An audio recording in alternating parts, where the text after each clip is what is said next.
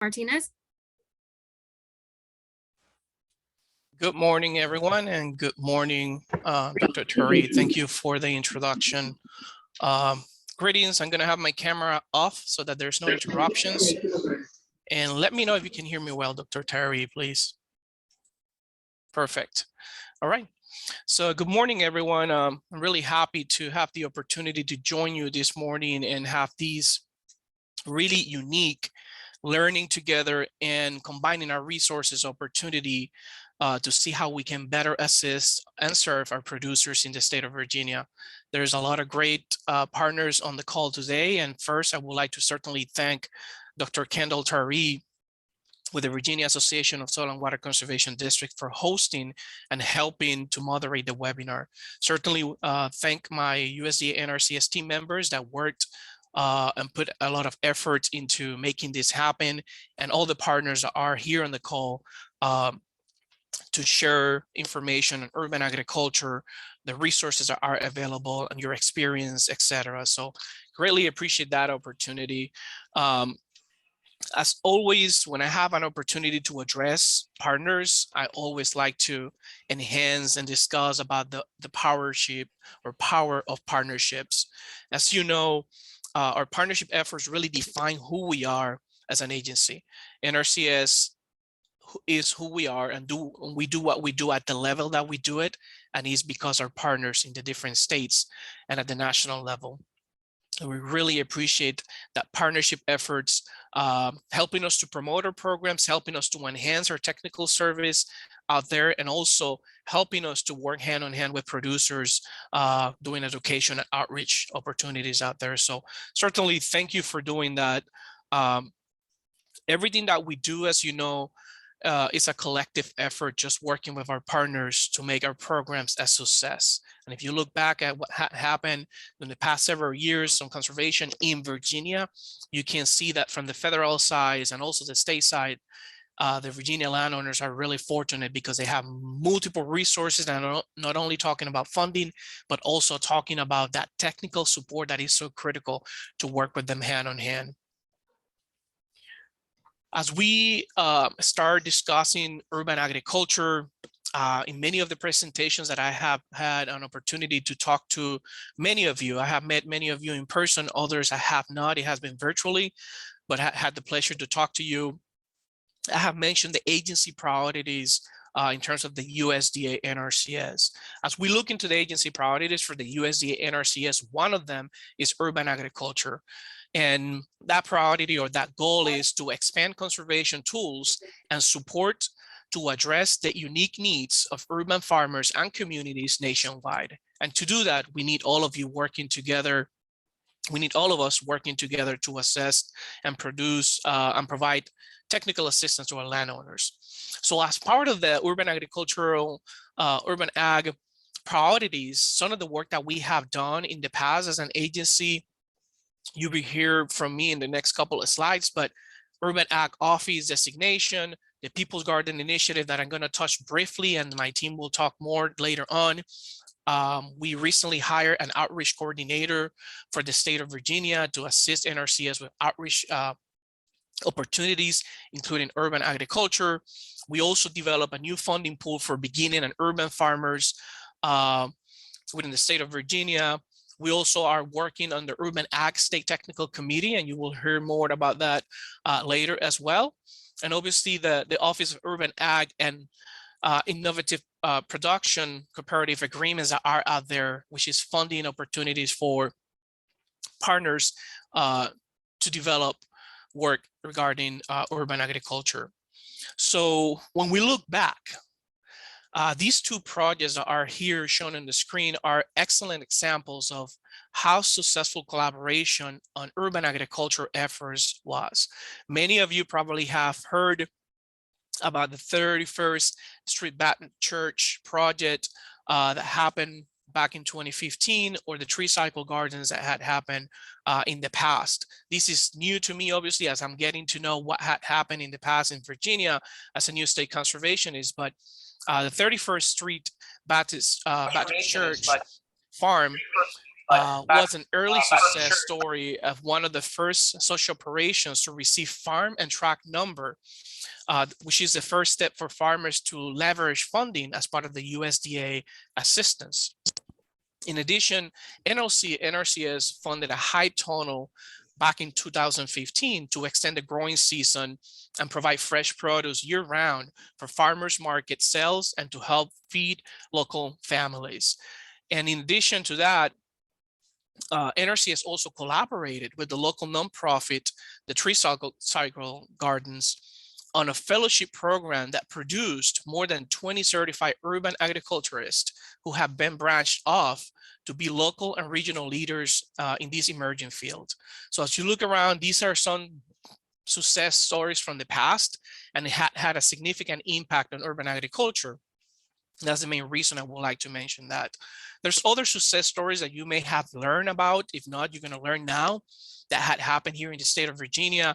And the two of them, the two examples here on the screen is, the first one is the Prince William County schools that received funding for the first composting initiative that was involved diverting and collecting food waste from kitchens, cafeterias, classrooms, etc. So this is really unique because this gives an opportunity to really not only proceed with the food waste collection and management, but also educational opportunity for the students. When we look at the second project, that is a 2021, which is the city of Richmond, that actually received funding for to support the growing urban agricultural movement. And this is not the first time they do that. This will be the second year that they're receiving funding as part of this initiative. And this is basically establishing that connection with different individuals via the USDA funded programs. In this case, is a community composting and food waste reduction projects. These directly tied up to urban agriculture and the way we do business and how we can do education and outreach. The other one that I just would like to mention is Virginia State University has also been keeping the flame burning through the Sustainable Urban Agriculture Certificate Program that is helping to meet the growing demand and train urban ag professionals. Certainly a very important effort. I'm not going to say much about this because we have our VSU partners in here and they have been doing an outstanding job in many different ways with the beginner and small farmers groups, and obviously their Sustainable Agriculture Certificate Program. Going back to urban agriculture regarding the office that I mentioned and some of the details in the state, there was a designation in Virginia to have an urban agricultural office. This is going to be a temporary office. I have mentioned this during previous discussion, and it's going to be located in Quinton. We have FSA, we have NRCS, and we have other local partners in that office that will help us to do the technical, admin, and financial support to our producers within the Richmond location. The agency is looking into the future to actually have a more permanent location for urban agriculture in the state of Virginia, but that location needs to be determined. Right now, we're still working on the planning process to do the determination on where and how that location is going to look like in the future. It's important to mention that the Farm Service Agency has had a county committee that is focusing on urban agriculture since 2020. So they already have been working on these, and you will hear too later on that the USDA NRCS is also working on having as part of the state technical committee, an urban ag committee join us on that effort. There is a significant amount of grants and cooperative agreements that are out there right now as part of the agency or the USDA department effort on urban agriculture. And then obviously the programs and services that all of you offer, that this morning we will have an opportunity to learn from you and hear about those services and programs.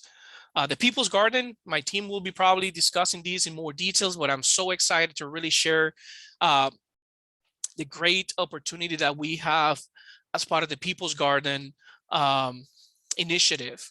So more recently, about 2 weeks ago, we unveiled the Virginia's flagship People's Garden. And the People's Garden initiative is being revitalized at the USDA, which empowers communities to grow fresh, healthy food and support resilient local food systems. So this is something that has been going for many years, is taking place again. And the national office identified a significant amount of locations around the nation to target this initiative, and Virginia, the Richmond area, was one of those locations. As part of that process, several locations were evaluated within the Richmond area, and we made the determination that the Fairfield Middle School will be the school that we will be targeting to have that People's Garden initiative or site. They have 3 acres that were established back in 2012. They actually partnering with a community food collaborative, which actually enhance the work that is being done in that specific location. They support a community-supported agriculture, or CSA, which is really important. They also have their curriculum on backyard urban gardening within the school, not only for students, but also for the community that is around that specific location. In addition to that, they actually have a community agriculturist in place that is a full-time member that you can see in one of the pictures up there, providing training and education to the students. So there's a lot of ongoing activities in the Fairfield Middle School. This is the perfect timing as we work with them as part of the urban agricultural and People's Garden efforts. One of the other pictures in here was the event when we did the unveil of the Virginia People's Garden, that we met with FSA, Nrcs, and other partners in place to have that announcement at the school during a concert that they had. It was a successful event and well attended. As we look into the future, urban agriculture is certainly the next frontier to address that big problem in many communities around the country. One of them is food insecurity, and nutrition. So working together, developing more partnerships and identifying those key players that we have around the state of Virginia, because we do have a significant amount of talent in this specific area. I know FSA, Nrcs, and the districts, all of these different groups are actually targeting increasing their staffing capacity in the urban ag setting. In our case, just to bring some urban conservationists potentially into the state to address and help our team members on this area. As I mentioned earlier, expanding and supporting urban agriculture is one of the top goals of the USDA. And you may have seen that with the few slides that I just presented to you. And I just gave you a bit of everything that is happening at the national level. There's a lot more to come. It's something that is really taking place now at the USDA level in regards to all the different opportunities that we have. And we want to make sure that you all are aware of these opportunities and that we are aware of any opportunities that you have for our landowners. We're looking to how we can increase assistance and support to urban growers, including adding a new urban ag high tunnel funding pool that I mentioned earlier, and creating an urban ag state technical committee, as I mentioned as well. Mention these again because if you have an opportunity or would like to be part of that state technical committee's urban ag committee, just let us know and we will add you to that list. Later in the program, you will hear from my team on these efforts and other information. However, at this point, I would like to thank you all, the partners, for your time this morning to present about urban agriculture and opportunities that you may provide to our local landowners and how we could partner here in the state of Virginia. I want to turn it over to them, in this case, Chris, to continue with the program. One more time, really appreciate the partnership and all the opportunity to work with all of you on a one-on-one setting or as a team. So back to you, in this case, Chris. Thank you, Dr. Terry. Okay, thank you. Good morning. This is Chris Bradshaw with NRCS, and I didn't see any questions in the chat box for Dr. Martinez, but if you have questions later, please add them. Today on the agenda, we have 7 speakers who will provide a 10-minute overview of their organization and the assistance they provide to urban, ag, and forestry clients. And we'll have about 5 minutes following each session for Q&A. So first on our agenda, Dr. Leonard Gatinji, who's an associate professor and extension specialist with Virginia State University. Dr. Gatinji specializes in sustainable and urban agriculture and leads a sustainable urban agricultural certificate program at VSU focused on helping to meet the growing demand to academically train urban agricultural professionals. Dr. Gatinji. Yeah, thank you so much. Good morning, everyone. I think we have very great session even to know about all these initiatives and how we can work together. Again, my name is Leonard Gatinji, working at Virginia State University, where I have been for the last 7 years, leading the program, Urban Ag program. And in this Urban Ag program, we have a certificate program that I'm going to be presenting about. Let's see. Yeah, so this is a program that we started some years back in spring 2017. So right now we are on the 6th cycle of the program. It has always been a spring program, except one that we did it as a spring and a fall program. But we all agreed going forward that we give better opportunity for people to do the internship when we do the program in the spring. Usually it starts on the first week of March every year. So the target audience is wide. As you can see, we have urban farmers, gardeners, extension educators, master gardeners, and other community members. So anybody who has an interest in urban ag and they want to be certified, they can come to our program. So as far as funding, this program was founded on the first funding initiative we got from NIFA in 2015. The goal was to start a program that addressed food desert, converting food desert to agri-hood. We had an objective of converting food insecure neighborhood by offering comprehensive urban ag education. This is where the idea of certifying individual came about. Later on, in order to enhance the program, we applied for another grant in 2018 entitled Enhancing the Capacity of VSU to Expand Urban Ag Education through Distance Learning Approach. And the whole idea was to reach out to folks by using like Zoom instead of doing the program as 100% face-to-face. So the class size every spring, we target 30 individuals, that's the cap. We just felt that 30 people is a maximum we would like to handle, because it's not just the classes that we teach, but we also do intensive hands-on, like demonstration. We go out in the field, test the soil, watch the insect, stuff like that. So we have a lot of hands-on experiential learning. That is why we limit the class to 30 participants. It's a 12-week program that is held on Saturdays. So those who register, you dedicate 12 straight Saturdays to attend the program. We start at 9 a.m. and end up at 3 p.m. And there are 17 modules and the course outline, which I think probably I can share so you have an idea how it looks like.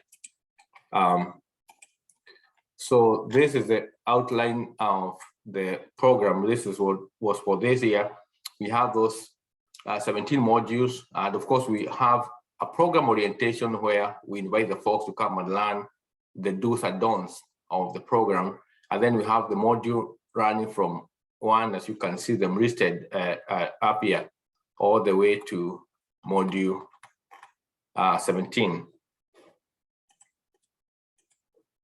Yeah, so it's an extensive program. That's what we tell people out there, that if you're coming, be prepared to learn a whole lot. And on top of finishing the classroom instruction, each participant is required to complete 80 hours of internship at an urban agriculture operation. That could be an urban farm, it could be an urban garden, community garden, it could be a farmer's market, but it has to be within the urban environment. And the whole idea of this 80 hours of internship, we call it a two-way traffic.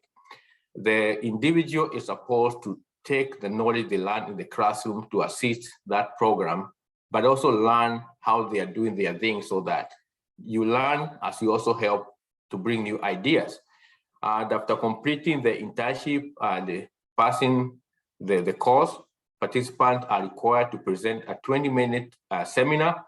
And this is focused on both the classroom experience, but also the internship experience. So after they do that, we award them with a certificate, a nice looking certificate.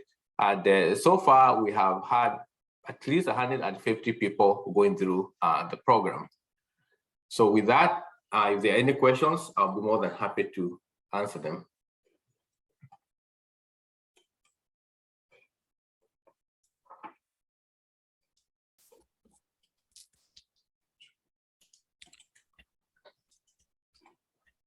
Any questions?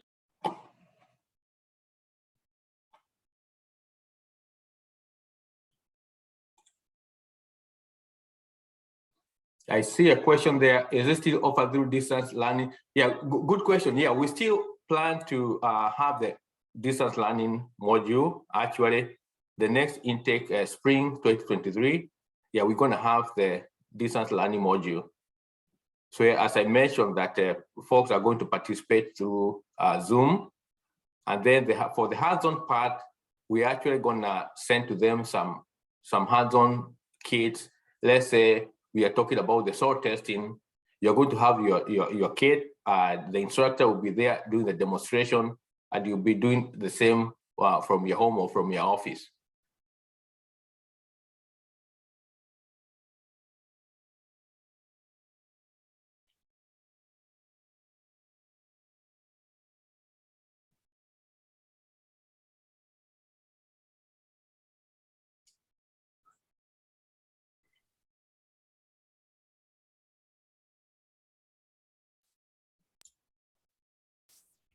And of course, if you have people who are interested out there, you can share with them my email. I'm going to just go ahead and type it on the chat box.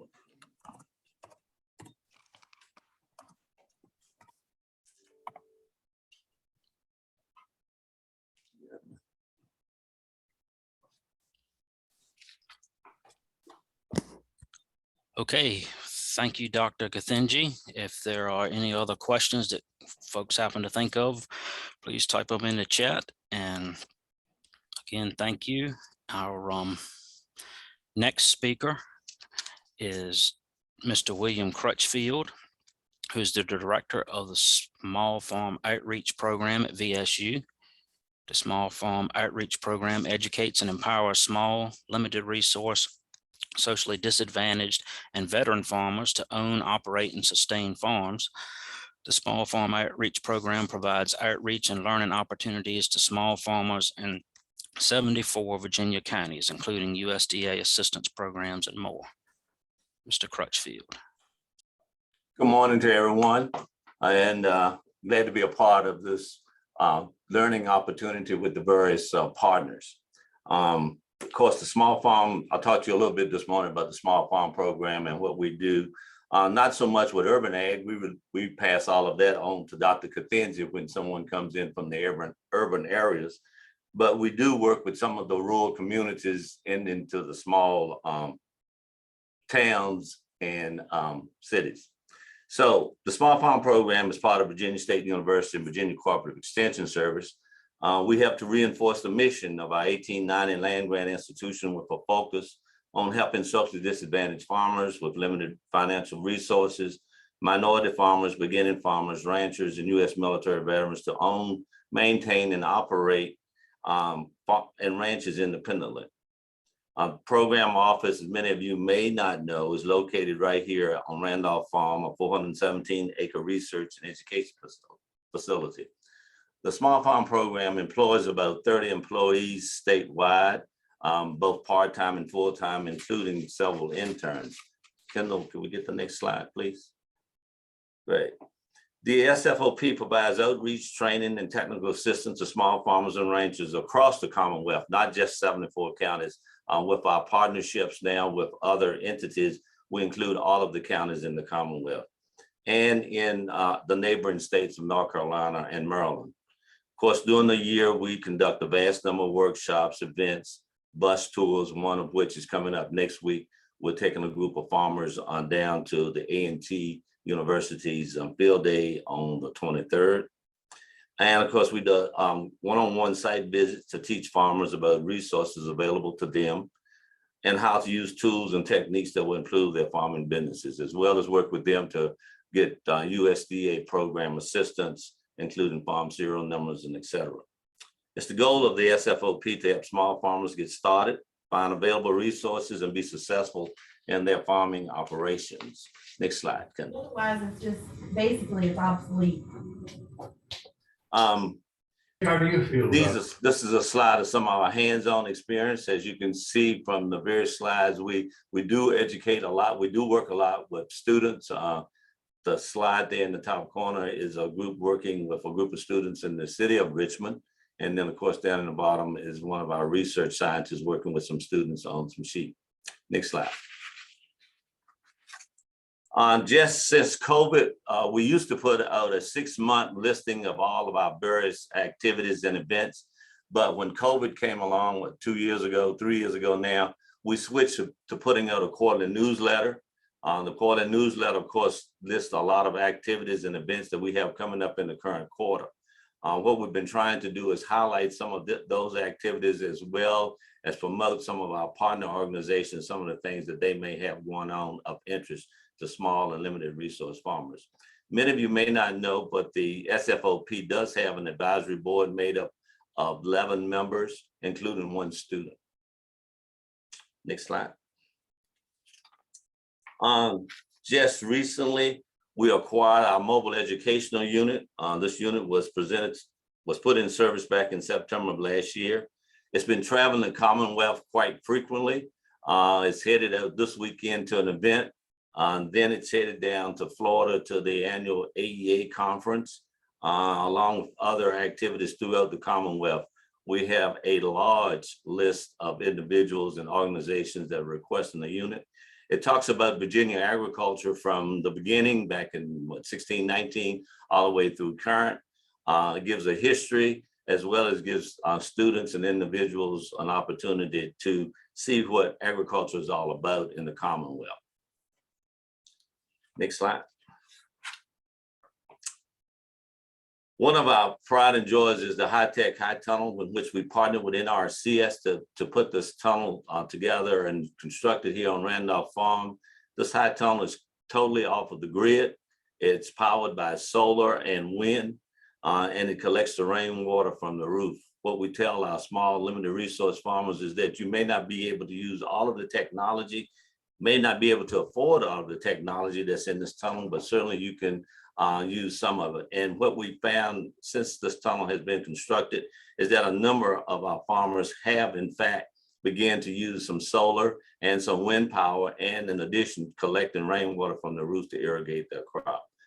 We did have a slight fire in the tunnel last fall. There was some construction going on across the street from it, and we had to recover the entire tunnel, but now we have it back in operation and we do have a crop growing. Next slide. Of course, each year prior to COVID, we would host a small farm conference. Our next conference is being planned, is in the early stages of being planned for this early September. And we're looking at hosting this conference this year in the Williamsburg area. We also are planning to include several farm tours as part of this conference. Next slide. Each year, we recognize the Small Farmer of the Year. This is put together by a group of our small farm agents who look at the various farmers that we've been working with throughout the Commonwealth. And we have a very unique selection criteria. These were our small farmers that were awarded in 2017 as well as in 2019. Also at this event each year, Nrcs presents their minority conservationists of the year. Next slide. Of course, each year we hold a number of field days. Our next big field day here at Randolph Farm will be September the 1st. But we just recently completed what we call a Veterans Field Day, which many of you may have attended on May the 24th. And we are calling it a complete success. Even though it poured down raining that day, we had over 90 participants, and they were able to go around and visit the various projects and demonstrations that we had here on Randolph Farm. Next slide. Many of you may not know about our Small Farm Resource Center. That's an online resource center that we host, where we provide information about small farming, and we connect the small farming community with other resources, as well as many of the USDA informational flyers that come out. Next slide. We have an extensive list of partnerships that we work with. Most recently, in 2021, we partnered now with DCR, and I'm gonna talk about that in just a few, but just the list continues to grow, and we're very appreciative of all of our partners and support and supporting organizations. Our partnership with DCR, one of the things that the Chesapeake Bay WIP Task Number 14 requires more state agencies and partner collaborations to better serve the entire agriculture community. And this requires ongoing cross-training of state entities that work with the agricultural sector. Hence, one of the reasons that we have this meeting today. Next slide, please. Our partnership with DCR. VSU SFOP conducts an outreach training and technical assistance project with the goal of increasing participation of African American and Hispanic farmers in Department of Conservation Recreation programs and services. Next slide, please. Next slide.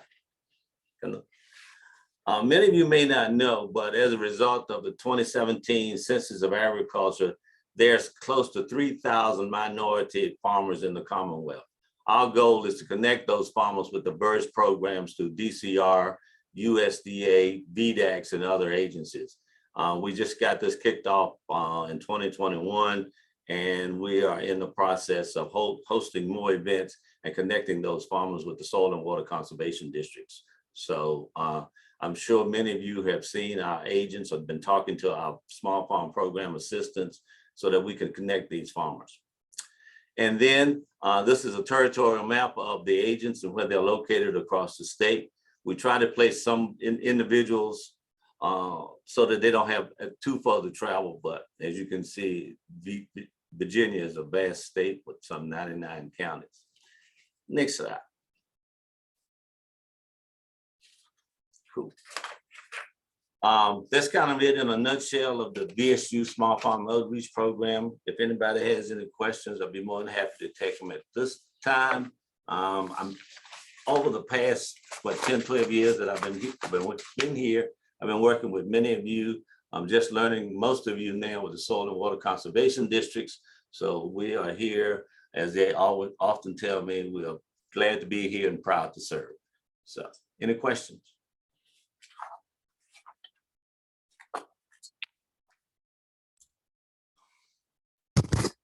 Do we have any questions from Mr. Crutchfield? I'm not seeing any in the chat.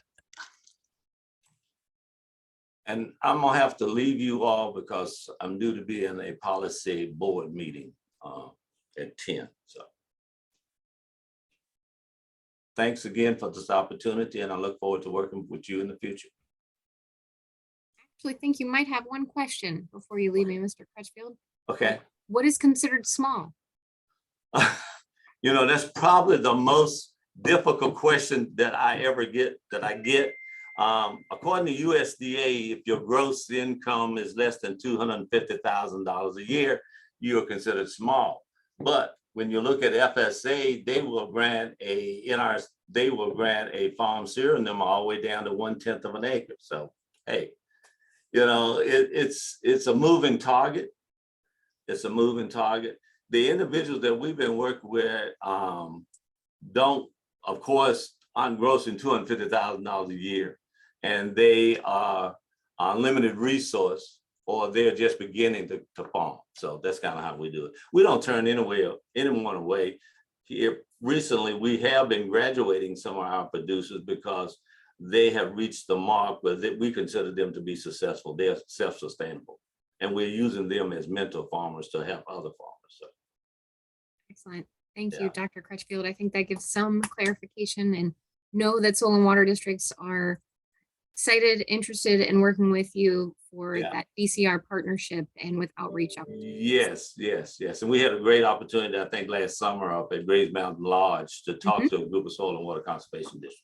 So we are trying to move that program along and build that partnership. And we are getting assistance now from some other foundations that will provide, if I could just have one more minute, where we can provide that additional cost share so that a farmer can actually get a soil and water conservation district practice and not have to pay anything out of their pocket. So I think that's a great opportunity for many of our small socially disadvantaged farmers, because they need this practice on their farm, but they can't afford to meet that other portion of the cost share. And we now have some funding that we can assist them with that. So Excellent. All right.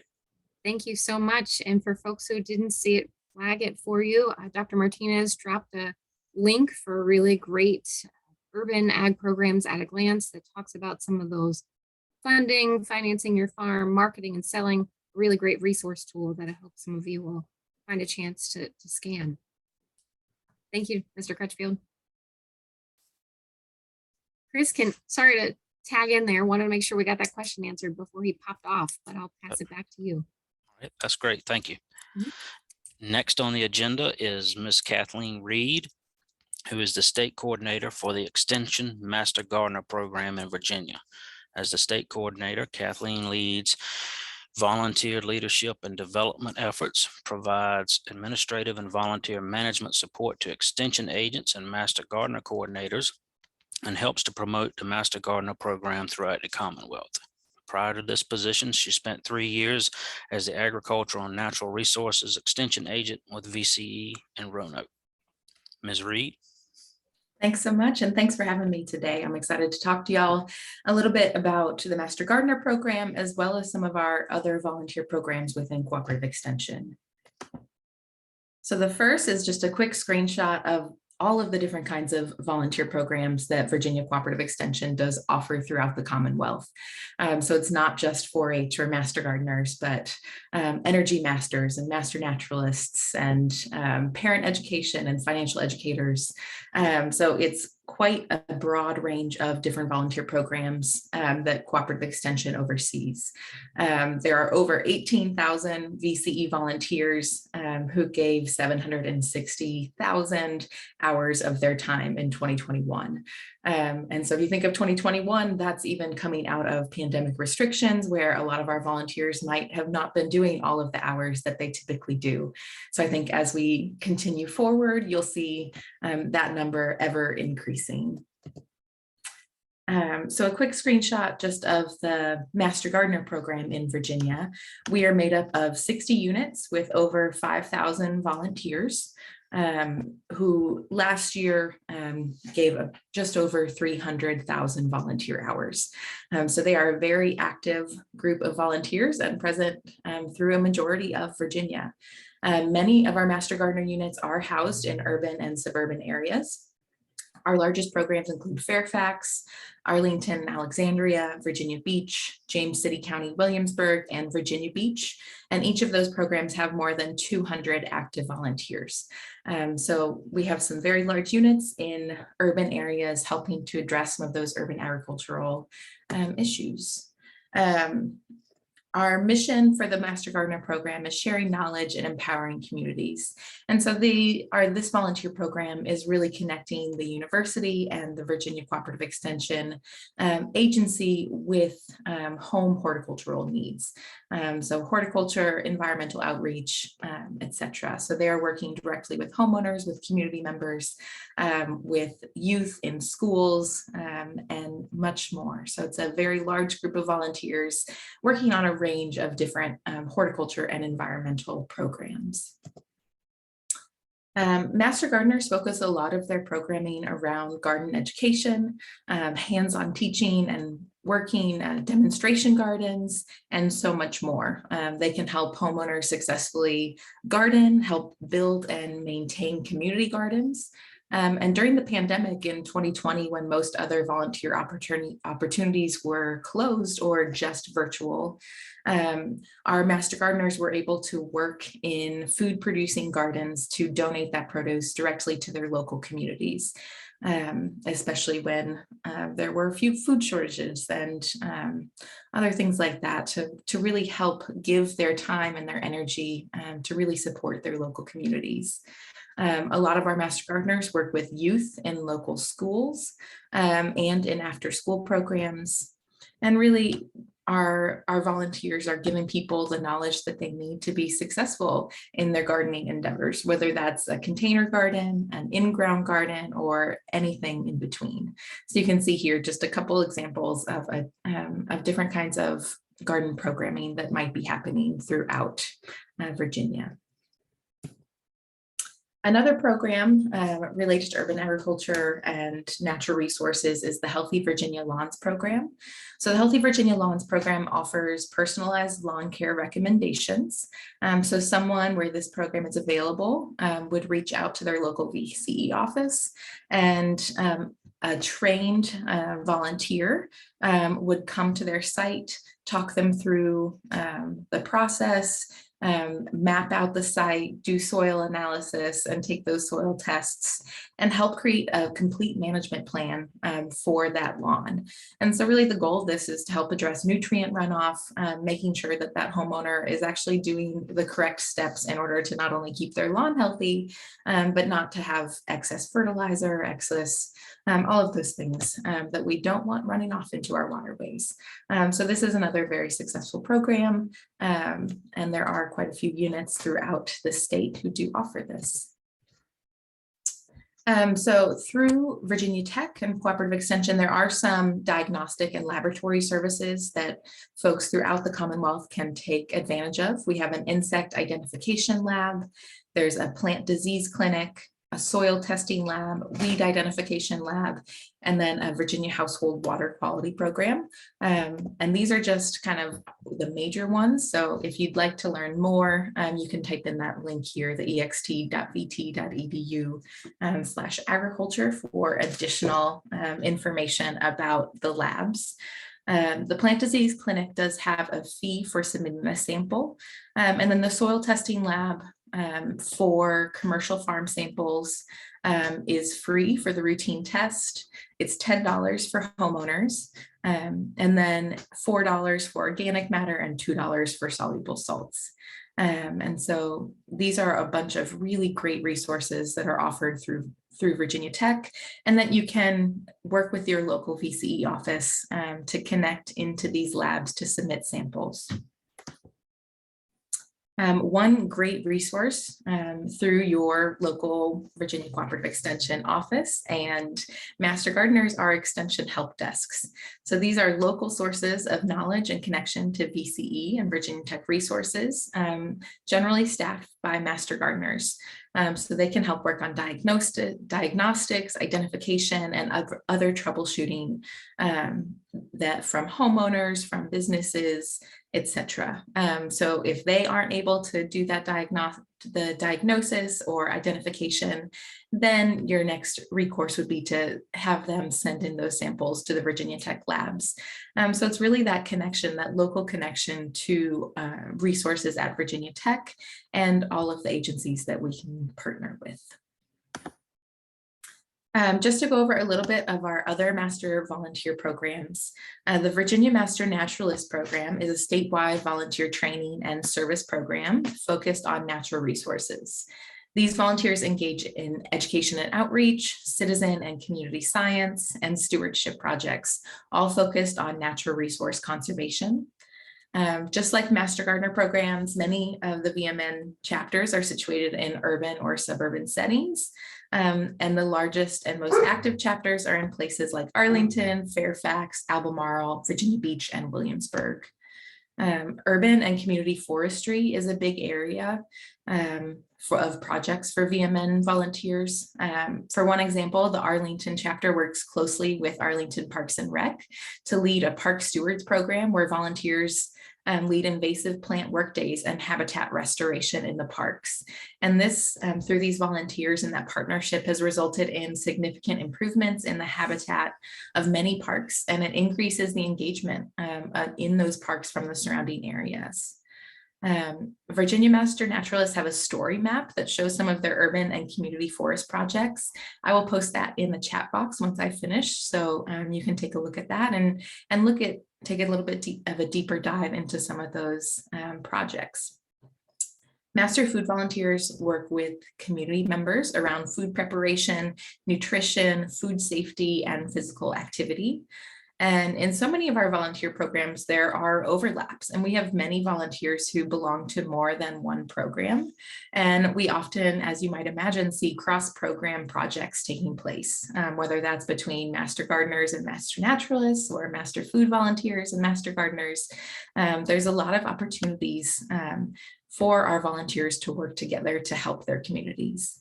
The last program I wanted to touch on briefly is the Master Financial Education Volunteers.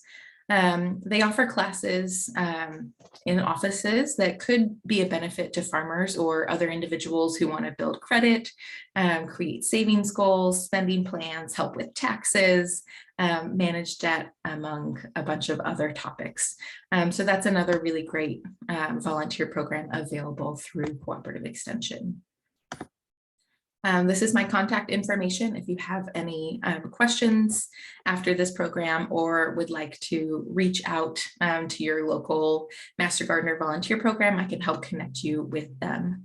But at this time, if there's any questions. We had one question in the chat, and that was, is the Healthy Virginia Lawn Program available to local school systems? So this typically is offered for homeowners, but if your local VC office has this, then I imagine they would be fine doing a visit to a school and going through that same management, the site visit and the management plan. So I don't see why they wouldn't be able to make that happen.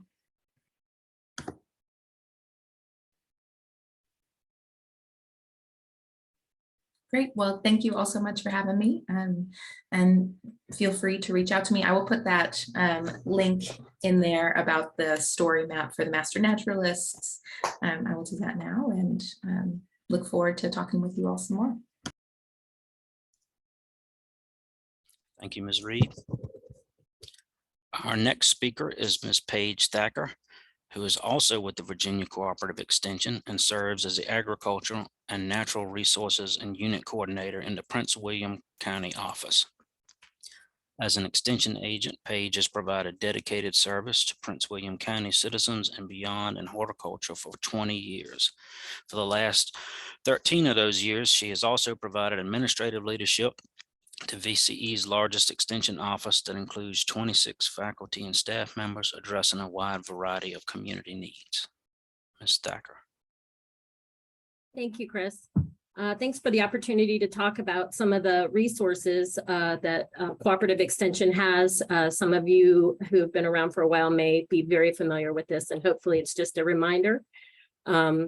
There are lots of different resources, and we'll just move right into.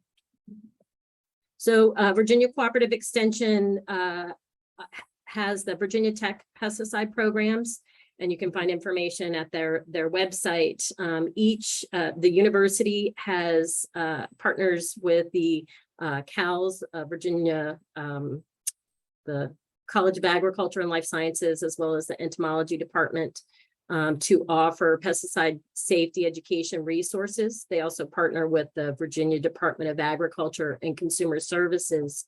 We're sort of the educational arm to the regulatory arm that VDAX is. And so they provide the training and the manuals, and then the extension agents provide the pesticide safety education through certification and training, training and recertification courses. And many of you probably work with some private applicators, and just a reminder, those private applicators can take exams in the offices to stay current. We offer training throughout the year across the state. based on the individual agents and what their programs plan. They do regular trainings throughout the year. So check with, if you're not already working with those local extension agents, you can find out those resources. There's also pest management guides available. So if you're looking for IPM and control recommendations for different pests, there are 3 different manuals that come out of the university through the Virginia Tech pesticide programs, and focus on field crops and pond weeds, home grounds and animals, which is more a homeowner and where those pests are in a home site, and then horticulture and forest crops, which includes right-of-way and forest sites. Virginia Tech also, or Cooperative Extension, puts out the Mid-Atlantic Commercial Vegetable Production recommendations, and then a spray bulletin for the commercial fruit tree growers. So if you're not aware of those, each of those are numbered publications that you can search through the publications site. There's also outreach resources through the VTPP, Larry the Label, which helps with pesticide handling resources. So just some general education, and also some great things to share with your producers. And then the Hokie Bug Fest for those that have an education, for offices that want to do some educational outreach. There's an annual bug fest, but then there are resources that you can work with your local extension office or VTPP to access. We also offer stormwater education. Dave Sample and several of his grad students at Hampton Roads AREC work through the BSE department on stormwater and bioretention, help with stormwater ponds, rainwater harvesting. And so there are a lot of publications that are being generated through his work. And then also there are several local units that can have staff that can help with site visits for property owners, whether it's a school or a commercial property or agriculture producers that may have issues. And many of the local soil and waters offer the VCAP. And so local offices can provide support to the VCAP program through just technical assistance and planting recommendations. Virginia Cooperative Extension has a very robust turf grass and nutrient management program, and Kathleen covered the Virginia Healthy Lawns program. A lot of that support that we have to offer those, the Healthy Lawns programs, comes from Mike Goatley and the Virginia Tech Turfgrass Center. And so they have a great presence on Twitter. And so if you don't follow them, if you're on Twitter, that's a great resource that they post regularly. Cooperative Extension, Lori Fox and Greg Avanilo and Dr. Goatley all put together the Urban Nutrient Management Handbook, which is a publication that's available for reference and is part of the study guide for the urban nutrient management planners certification. We also work with offering training to fertilizer applicators in Virginia through certification and recertification trainings. And that is an online training, but we get a lot of local questions and requests for recertification credits through the units. So that's a great resource to help individuals understand how to apply the right amount at the right time. And then the requirement based on the amount of fertilizer you apply is reported on an annual basis to DCR. And then there are also several urban extension agents that are certified in turf and landscape nutrient management planning. And in my office, I have several staff as well as myself that are certified because of the lawn programs and the funding we receive. So the extension agents can be a great resource for those type of turf grass questions. And that applies to pastures as well. So it does cross disciplines. There are also urban and community forestry resources. Probably the biggest resource and most robust is the Virginia Forest Landowner Program. And this is a link to their site. They provide updates regularly, workshops and conferences such as the Woods and Wildlife Conference and Preparing for Generation Next. Land succession, and they in good times they offer the forestry and wildlife field tours throughout, and they rotate throughout the state of Virginia.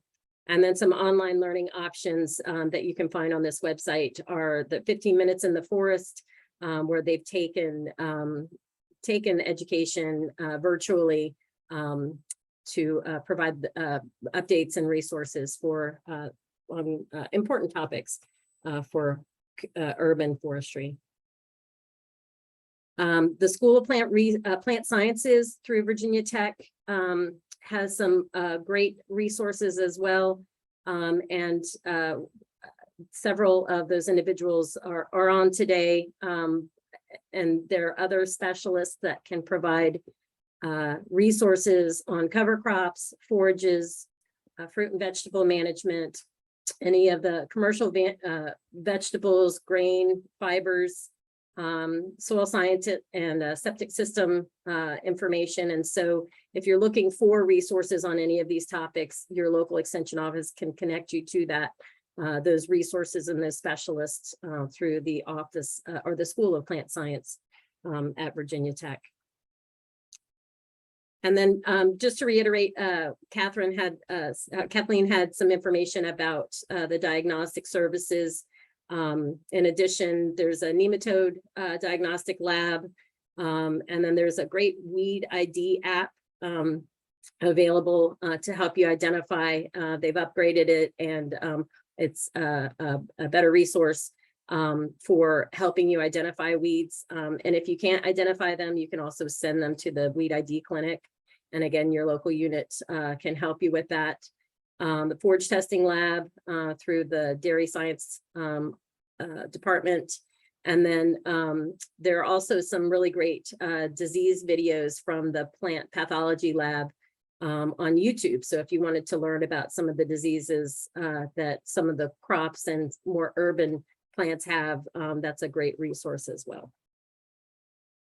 And I'll take any questions you guys have.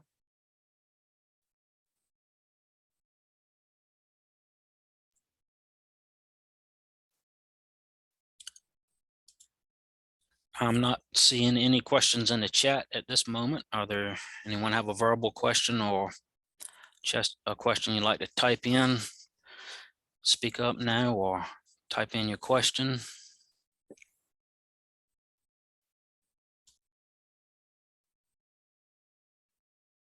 Thank you. Thank you, Ms. Thacker. Next on our agenda is Ms. Laura Johnson, who works for Virginia Department of Forestry as the Urban and Community Forestry Program Manager. In that capacity, she helps communities and organizations fulfill their community forestry goals, manages Virginia's Tree City USA program, and coordinates educational workshops across the state. Ms. Johnson. Thank you very much for having me. Can you all see the appropriate version of the screen? Yes. Awesome. Okay, cool. Thank you.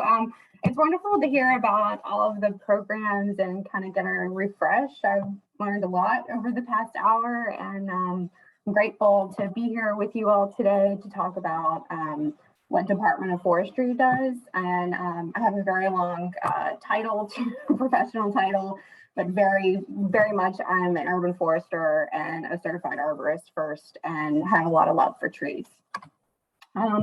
We are a very small USDA Forest Service funded program in Virginia, and really our kind of mission goal, reason I get out of bed every day, is to help communities create diverse, healthy, and accessible forests. And not only like a lot of programs you've heard from so far, we work to create awareness on the value and benefits of trees, provide a forum for the exchange of ideas through roundtables, workshops, events.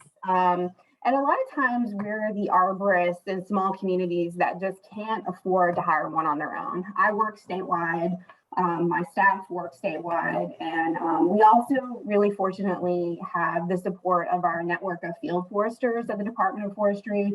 We have 39 certified arborists on staff, and about a quarter of those are also tree risk assessment qualified.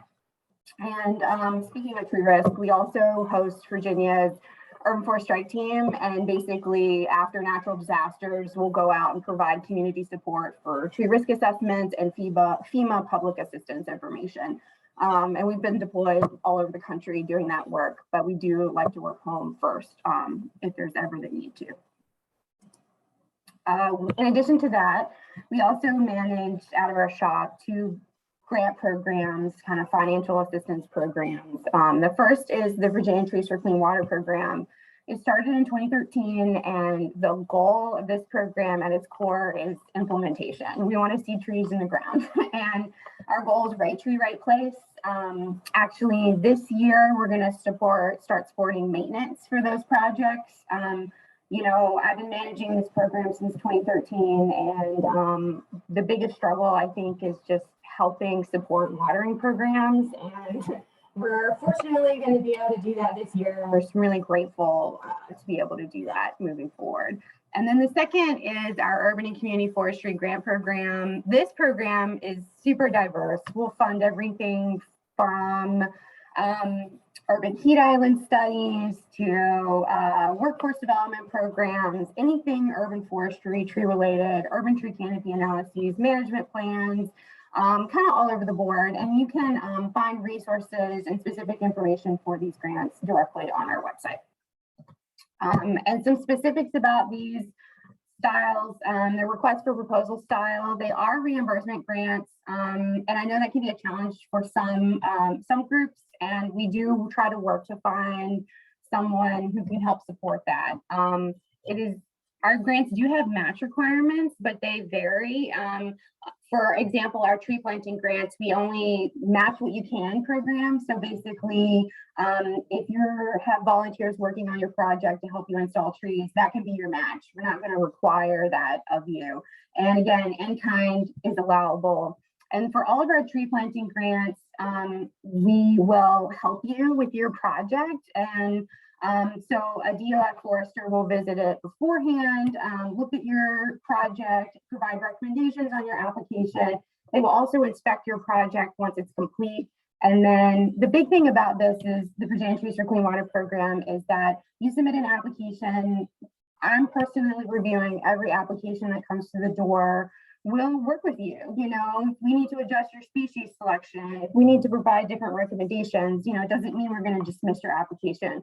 We may hold it and work together to try to get it over the hump during the next cycle. But, you know, I've planted a lot of trees in my career, done hundreds of site plan reviews, and I look at every application and want to support getting right tree in the right place and as many trees in the ground as possible. So we do that, a lot of hand holding with that program, and can really support a wide variety of projects. The other thing that we started several years ago is we require community engagement.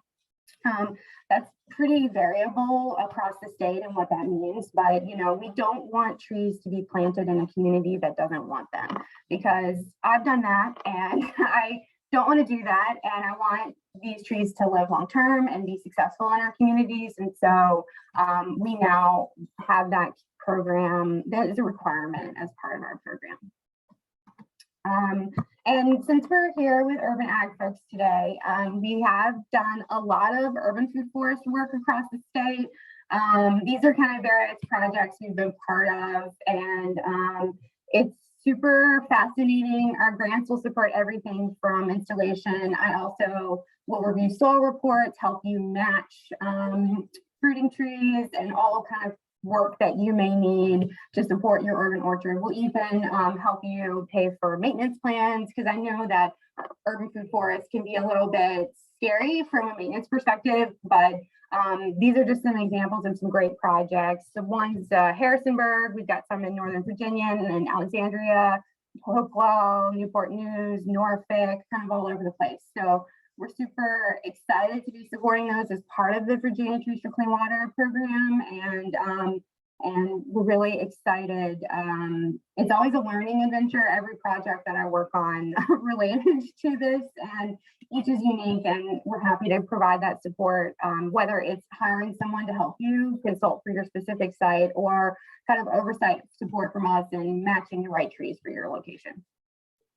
And we also have a tracking application on our website called My Trees Count that you can be used to track your planting projects.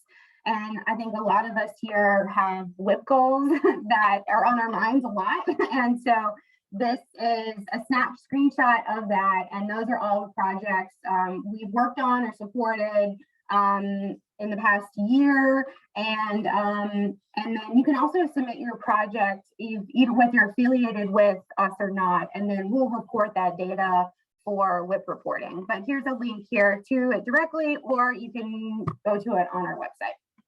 And the submittal process is super simple. We just want your location, we want what type of project it is, and a few short information, a little bit of information, and then we'll collect that into a database. And we don't share private locations. If you actually zoom in on the map on this screen, you can't get in all the way. You can just kind of see a general location.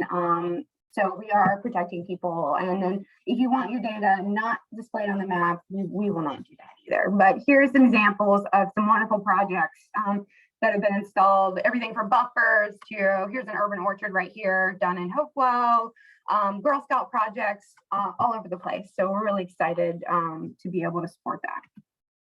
And then again, all of our grants that we support through Virginia Trees for Clean Water and Urban Community Forestry are tracked through that program. We built it for single and large scale plantings. It's mobile friendly, and we've been really lucky to have about 16,000 trees added to the program in the past year. We did a soft launch.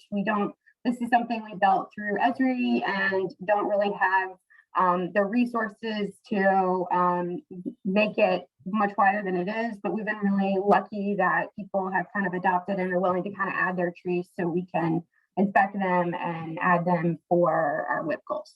So that's all I have. Here's my contact information, and feel free to reach out to me if you have questions. I'm happy to answer any, and looking forward to the rest of the presentations today.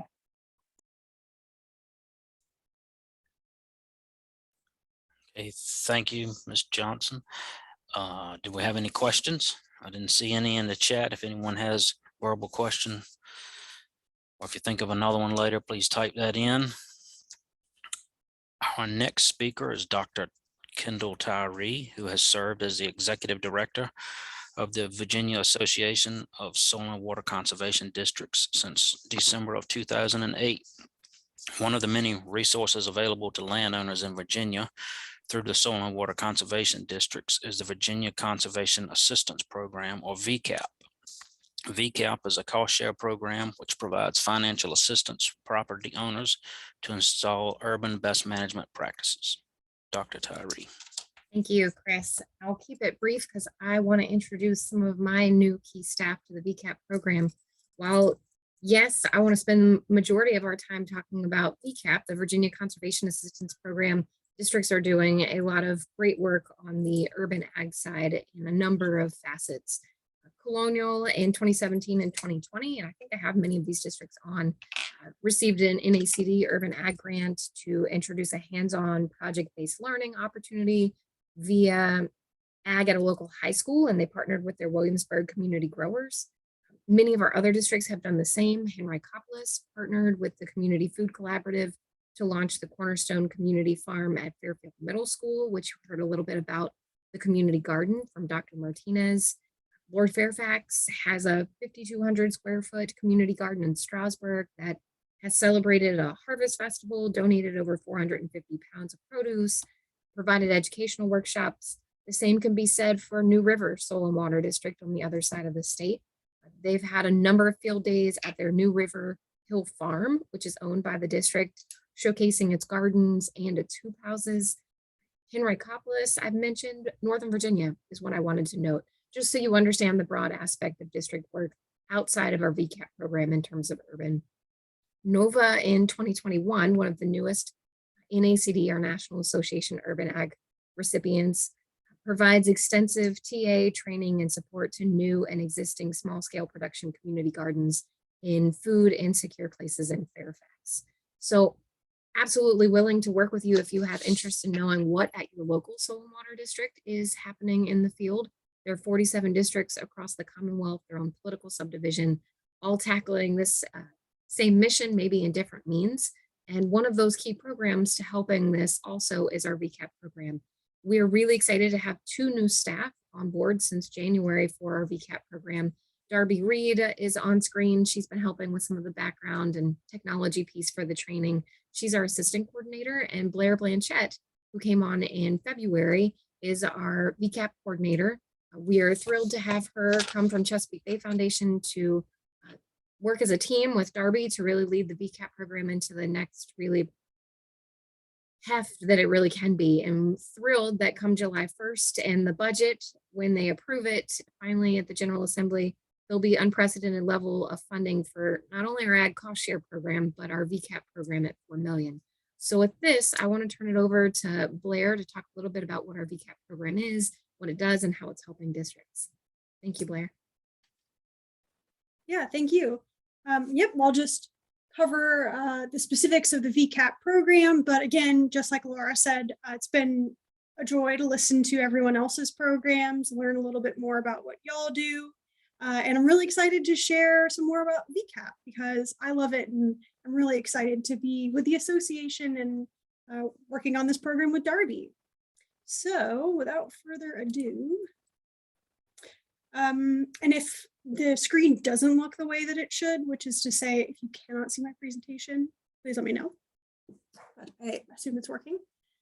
So what is VCAP? So VCAP is an urban cost share program, or really we like to say a community cost share program that is going to provide financial incentives to property owners to help manage stormwater using BMPs.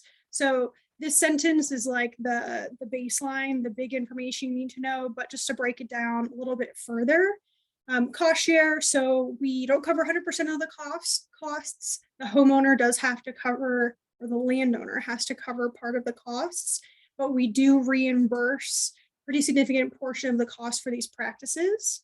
And it is all funneled through the soil and water conservation districts. The district staff do what they do best and provide technical assistance and advice, education to these landowners so that they get the right practice for their needs while still addressing stormwater issues.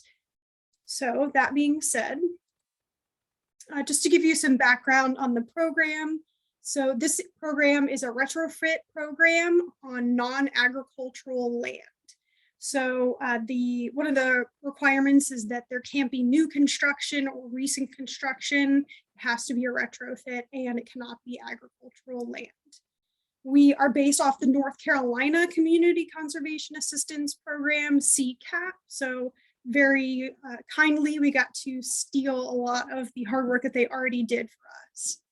So in 2016, 2017, the association's urban committee kind of started to take this on. There were some small grants in some pilot districts that just tried to look at whether we could get traction, whether this was going to be popular and work, and it did. So this program now is trying to help meet the TMDL, reduce pollution, improve water quality through these specific homeowner or landowner practices. So since that time, just like Kendall said, the popularity has grown, our funding has grown, and now the entire state soil and water districts participate. So if you are within a soil and water conservation district, you have access to this program. And this picture on the right-hand side, those are the original districts that kindly piloted it for us. So I don't think this is going to be news to anybody, but why are we focusing on these different stormwater BMPs? They offer all of these wonderful benefits. So I mentioned this, mostly to say that there's a lot of different angles that can be taken with this program. So maybe for some homeowners or landowners, it's about that water quality improvement. It's about the fact that their runoff goes straight into a stream. But for some people, maybe it's about wildlife, maybe it's about pollinators. And for some people, it's just that they're having an issue. They have erosion, they have loss of their vegetation, and they need some help.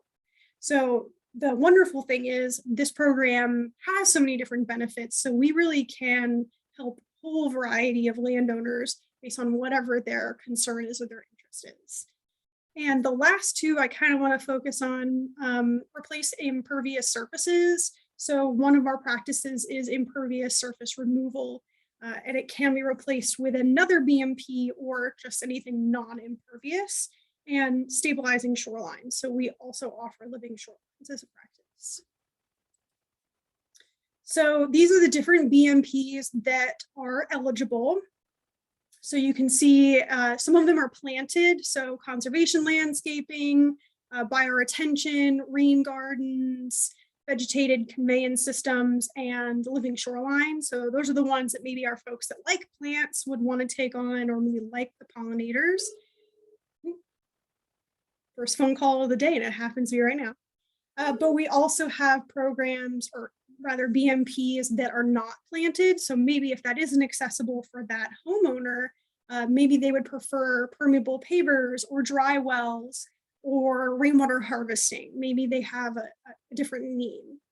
And then lastly, you can see we also have constructive wetlands and green roofs. The green roof is a little bit unusual because we are a retrofit program, but it is still offered, and we have installed some green roofs. So these are pictures of the different BMPs, just to, everyone likes to look at a good practice install. So the upper left, you can see we have a home that called about their excess runoff. There is a lake just to the back of this photo, so behind the photographer. And this homeowner wanted to prevent that runoff from going into her local body of water. So she has this beautiful rain garden and conservation landscaping. They're kind of together. And she also has a couple other practices on her property, including a dry well. So she really went, took advantage of all of the BMPs that we offer. And there's a little dog in the photo if you're a dog person. The lower left-hand photo is a rain garden. This one is at Graves Mountain Lodge, which was mentioned earlier. And it has really grown up, been very, very happy in this location, helping infiltrate that rainwater. To the right of that is a rainwater harvesting system at a school. So our program is only cisterns above 250 gallons, so not rain barrels. These are going to be hefty systems with a use plan. To the right of that, we have Permeable Pavers, a very popular program, especially in certain districts. So you can see the gaps in between those pavers. To the right of that is one of our living shorelines. So the living shoreline program has a wide variety of types. This one is using these proprietary oyster castles, but you can have a variety of sill types.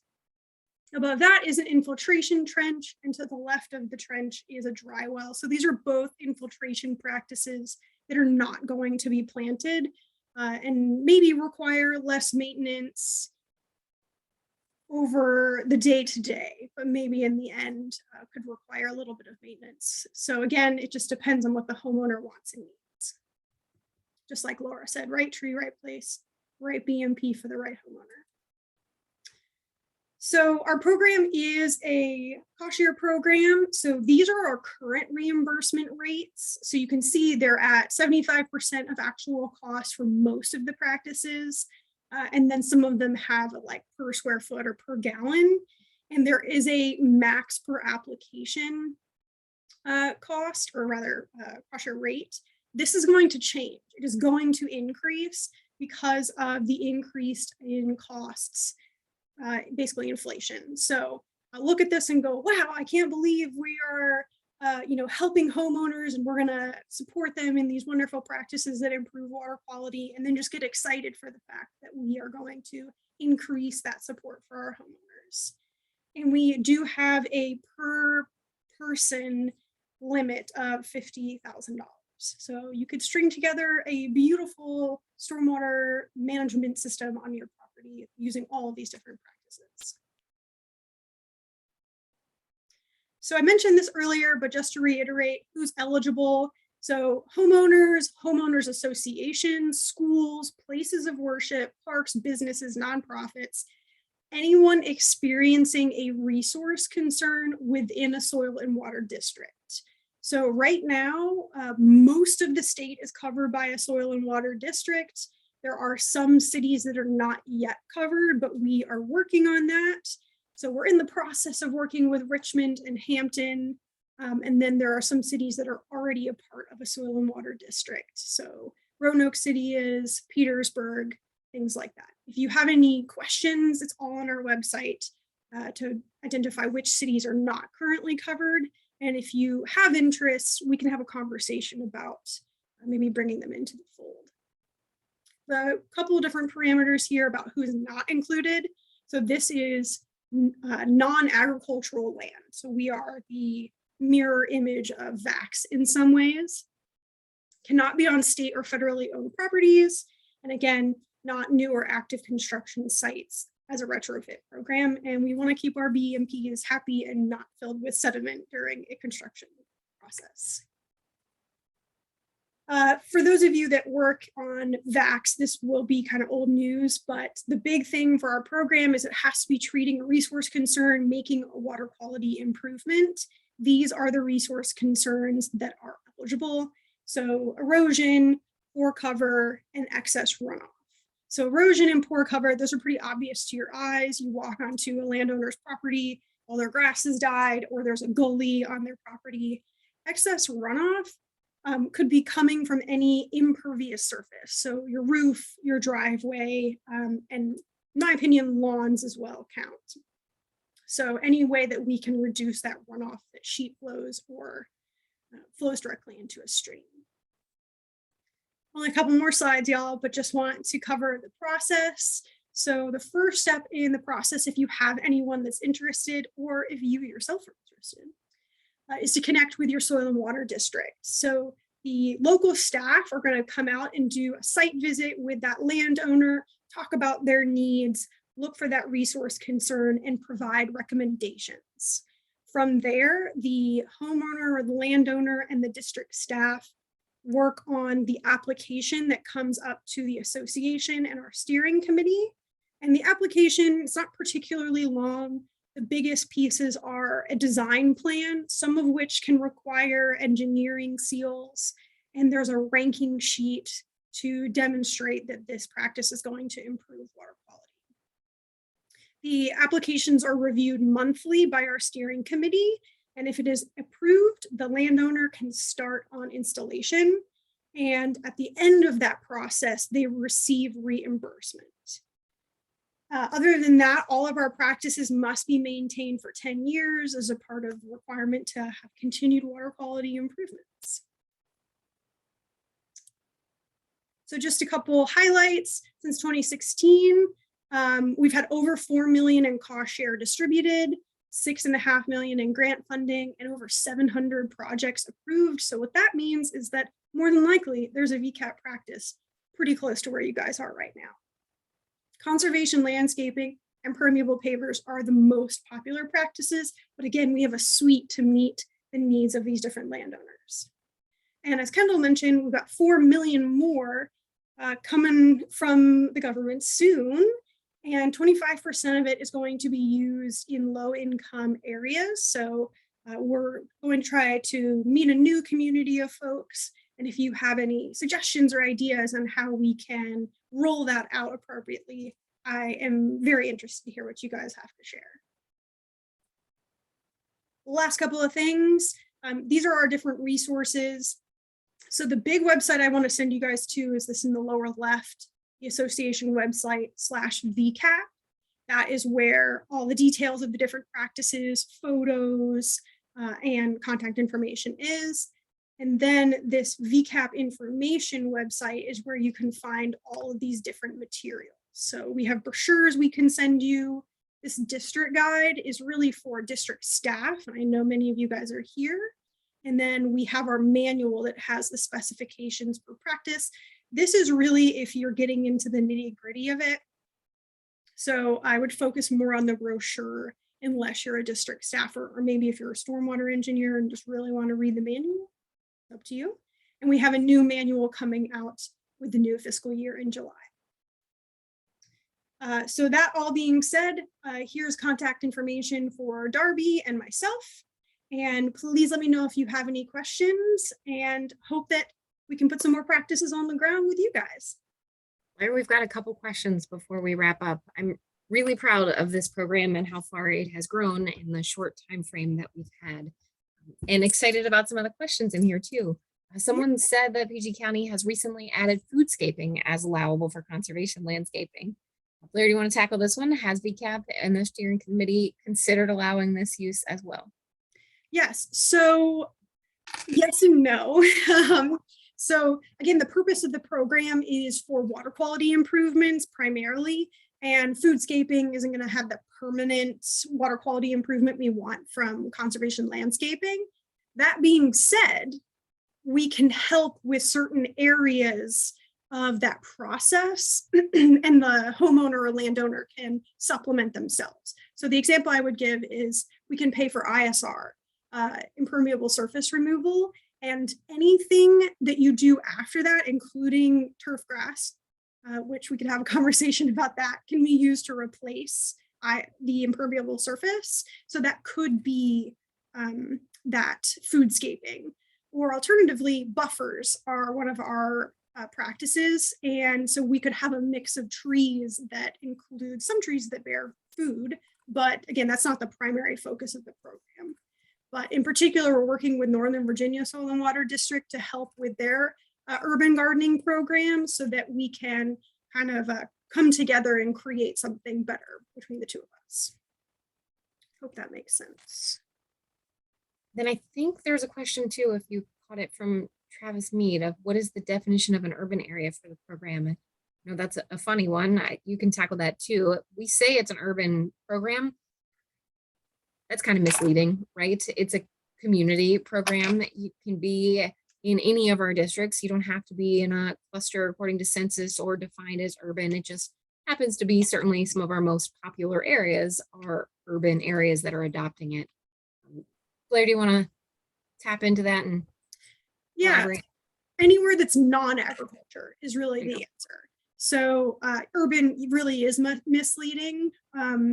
So anyone with a house, and so that includes people that, like my parents, who live in the middle of nowhere and have no neighbors and would be considered rural by many people's definition, but it is their home. Blair, that's a really good point too. We love to call this the sister program to our ag cost share program. So if you are not eligible for our VAX program, you are eligible for the VCAP program. It doesn't matter definitions of urban. So that includes all of you guys. If you guys want to reach out to your soil and water district and have a practice, if you're thinking in your mind, oh yeah, my grass is dying, or oh yeah, I do have a little gully on my property, VCAP's for you.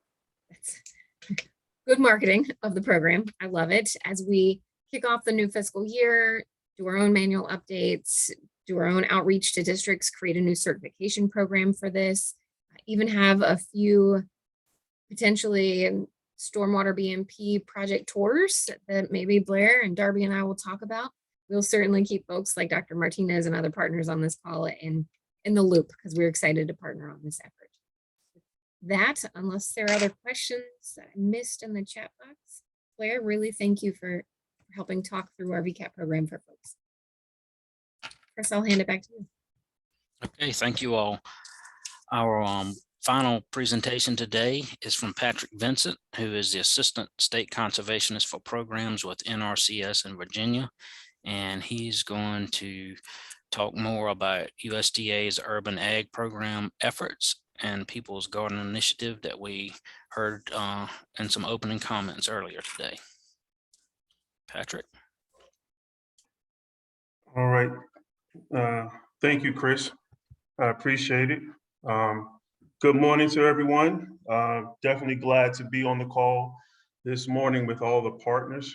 My presentation will just expand on Dr. Martinez's opening remarks in regards to the Urban Ag Office and the People's Garden Initiative, and I'm also will give some updates on other activities that we have been involved in. So under the new Urban Ag Initiative, Richmond, Virginia was selected as one of the cities to establish an Urban Ag Office. So we, a few months ago, we started meeting with our sister agency, FSA, in regarding to establishing an interagency MOU. Dr. Martinez and Dr. Howell, who is the FSA State Director, signed the MOU in April. The main components of that MOU are basically to collate staff and resources to establish an office. Each agency will provide 2 staff members. And also in that MOU, we talked about the short-term plans for an Urban Ag Office, which is looking like it's going to be the Quitting Service Center, and also our long-term plans to establish an Urban Ag Office. So when we look at our short-term plan, it's going to be the Quitting Service Center. And that's because we already have Nrcs and FSA co-located there already. And that office serves the city of Richmond and surrounding urban areas. Also, at this service center in Quinton, we have, this team has established the FSA County Committee on Urban Ag. So right now, the Quinton Service Center will be our Urban Ag Office until a long-term office is established. And when we look at the possibilities of having this long-term office, the ideal permanent site would be co-located with Virginia Cooperative Extension and the Soil and Water Conservation District office that offers urban programs. We've had the opportunity this morning to hear about the Master Gardeners program and also the VCAP program. So we thought, these are good partners to possibly co-locate with, because this definitely could enhance our partnership by offering a one-stop shopping for various urban ag programs. Dr. Martinez discussed earlier the work that we are doing with the People's Garden Initiative and Community Gardens and our partnership that we have entered into with Fairfield Middle School as our flagship garden for Richmond.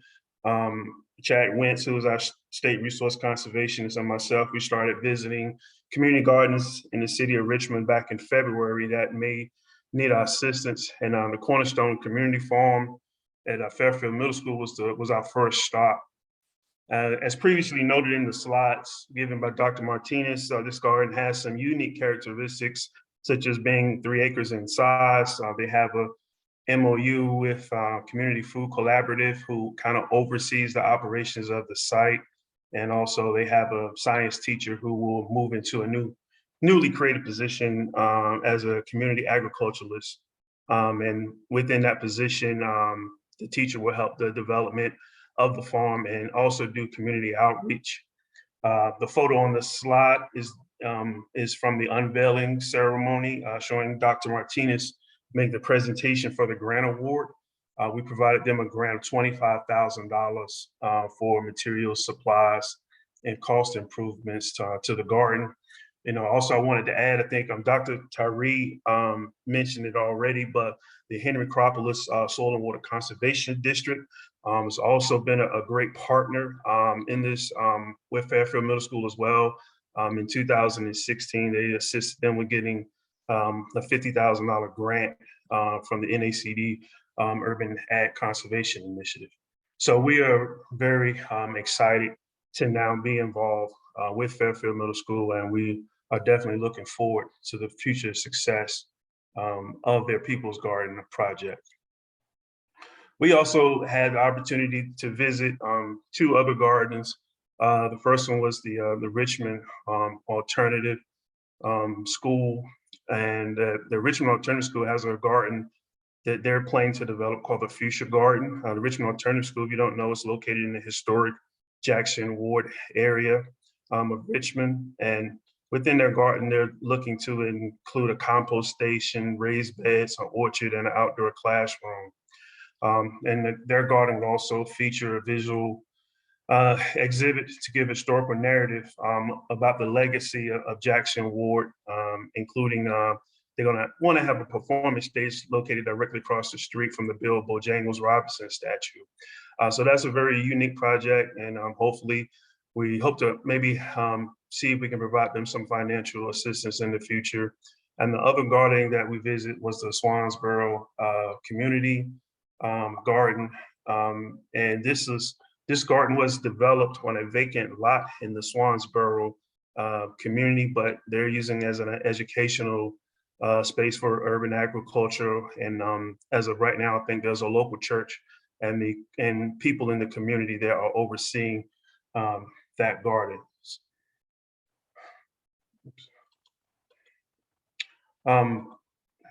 And also we have had the opportunity to contact the community garden coordinator for the city of Richmond.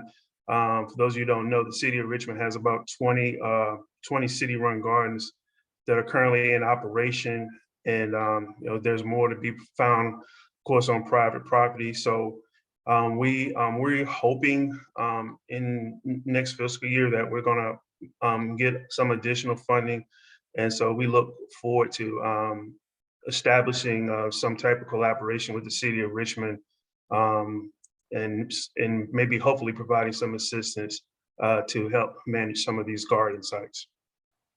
So at this time, we don't know if we're hoping we're going to get some additional funding to assist more gardens in the city of Richmond. We're just waiting to get confirmation from our national office.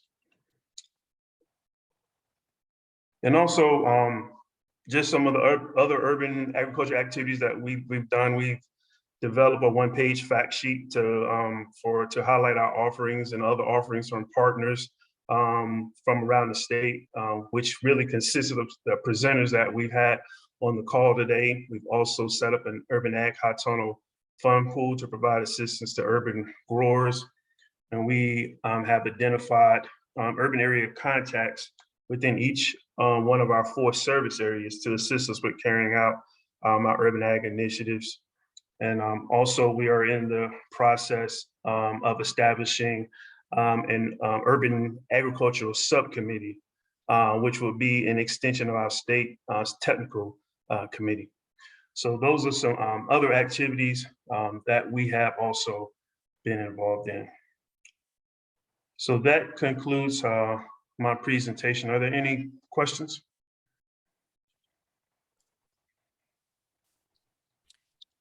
Any questions for Patrick? I'm not seeing any in the chat at this time. Do we have any questions for any of the speakers?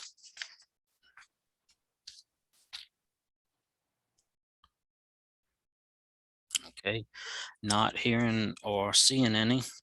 I'd like to thank all the speakers that were here today for sharing updates on programs and opportunities from each of your organizations, which can assist urban and forestry communities.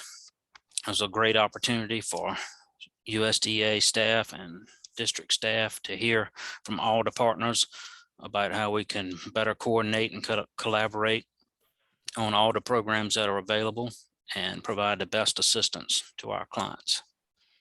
Dr. Tyree, I'll turn it back to you for closing out our session.